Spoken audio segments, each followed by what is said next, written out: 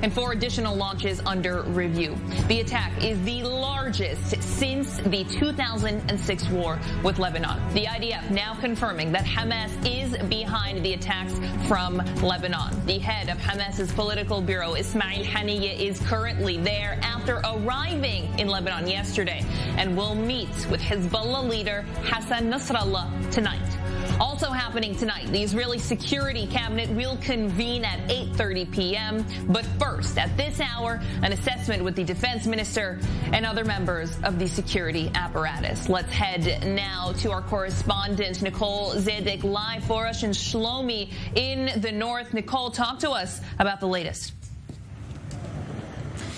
Hamda, you can see the damage from today's rocket fire, which impacted right here in Shlomi. In fact, you can see where one of those rockets touched down here in the road. Take a look behind me at some of the damage that it caused. Now, as you can see, they've already patched up the hole where the rocket hit, and people are already beginning to drive over it, but it's really the damage to the buildings that it's also really being impacted. As you can see, they are starting to repair some of it, but look at those cracked windows, completely shattered, shrapnel tearing apart much of the ceiling as well. Now they're boarding it up because the windows were completely torn down from the attack. And it's really a scary and a tense time here. When we spoke to some of the residents, in fact, these are businesses here. We have a bank, we have a cafe, even a law firm. And we spoke to one of the attorneys who works at this law firm here. Here's what he had to say about everything impacting his company. I heard from other people that my office take damage from the Raketa Katyusha. And I came here and I saw all the damage. I hear the siren, I hear the boom. I was in my home. It was very, very scary. And Nicole, sirens sounding there in several of those towns, along with fires where some of those rockets fell. What are residents telling you about what they experienced there? I mean, they are just absolutely terrified right now, Hamda. They say when they heard those sirens being fired off this morning, they quickly grabbed their family, ran to the closest shelter that they could find. But many of them don't have shelters in their homes, which is a big problem, as they are concerned that these attacks could continue since tensions are so high right now. And so they're lucky, they're thankful that no one was injured by all of this damage right here, surprisingly, but they're still worried that this is not the end, and they're fearful that more people could be injured in the future if these clashes continue. So really a tense and emotional time out here, Hamda. In fact, many of the residents who were out here just taking a look at the damage, they were very emotional, yelling at each other, just kind of asking why and what do we do from here. So very a tense time. Nicole Zedek, live for us in the north. Thank you. Let's bring in Eitan Dengot, former military secretary to 3 different ministers of defense and former coordinator of government activities in the Palestinian territories. Thank you so much for being with us. I want to ask you, you tweeted quite a lot today about the, to quote you, alertness between the days of battle on the ground escalation. Iran, Hezbollah, and you're also saying that Israel is weak and cracked. Accumulation of terrorist power backed by Iran around Israel. Finally saying that Israel is a low point in its relations with the United States. Talk to us about your views here. I brought all my views, what brought Hezbollah, and I say Hezbollah first, not Hamas, because we have to pay attention that Hamas has become the proxy of Hezbollah, which is the proxy of Tehran, Iran. So what I said is, when I wrote, is the things that I think that brought all this terror coalition around us to make its calculation and to bring a decision to launch 35 rockets to the west side of the leg of the Galil Mountains in order to create to Israel something that it's not escalation from what we are there. It's escalation to brought Israel to decide what will be the reaction between some days of clashes, or it can brought us to a war and I say the war because I was also in 2006, things like that, it's much more from the damage or the start than the kidnapped of the 2 Israeli soldiers by Hezbollah.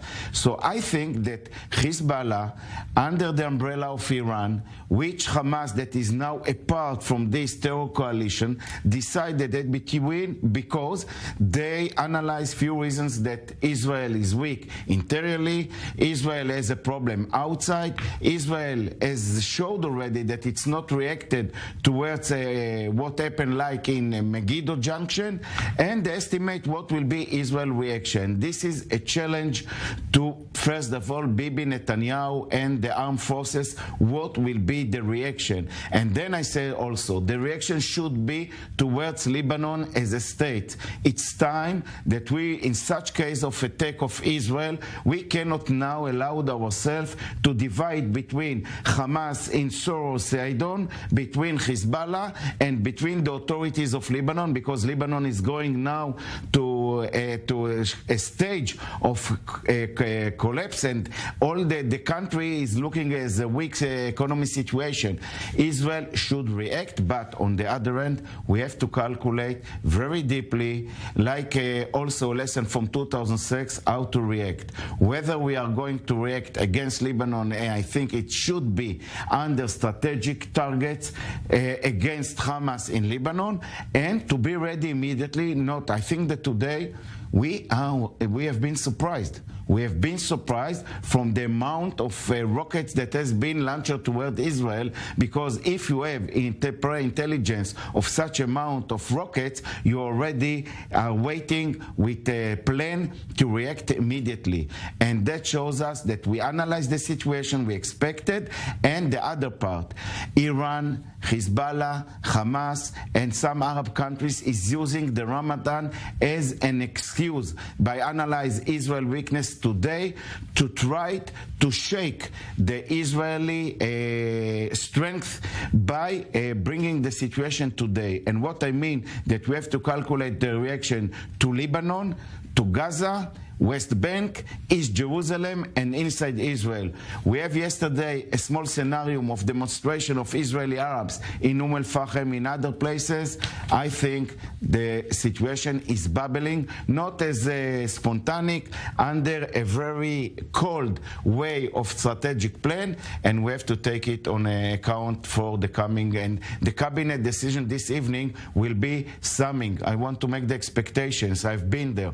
The meeting of the security, head of the security armed forces with Netanyahu, with Minister of Defense, is the most important thing to bring the cabinet the solution. And Bibi Netanyahu has to calculate a lot this evening what and how to react. We cannot to be quiet after it. It's a risk to Israel's existence for the future if we allowed it to be in such a way. Eitan Dangert, I want to ask you, we've got about 45 seconds left. The Israeli Security Cabinet has not convened for 2 months, despite all of the political situations: Syria, now Lebanon, Iran, the West Bank, the Gaza Strip. Why now? Why now? Because Bibi Netanyahu has no choice. It means he has to get the approval under the law of the cabinet what it should be decided. On the other hand, he didn't meet them before because he was busy with what happening here on the law changement, or on the other hand, he's not trusting his colleagues in the cabinet like Ben-Gvir, Smotrich, and the others, and he preferred to sit with the, let's say, the circle of the heads of the security forces. Now he has no choice, he has to make it, but from my experience, he will come ready with, and also will recommend what to decide, and they have to go with him, because none Smotrich, none Ben-Gvir, none Israel Katz has a lot of experience going in the north. Unfortunately, a lot of time was wasted in not bringing the cabinet and teaching these people something about the north. Eitan Dangert, former military secretary to 3